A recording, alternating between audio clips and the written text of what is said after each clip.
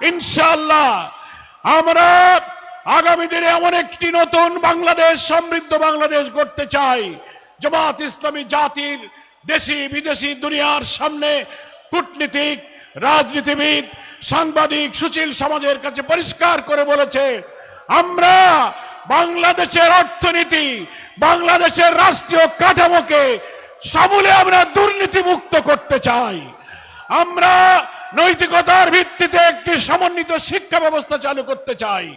সামাজিক ন্যায় বিচার, সুবিচার প্রতিষ্ঠিত করে সমাজের মানুষের অধিকার, মানবিক অধিকারকে আমরা ফিরিয়ে দিতে চাই।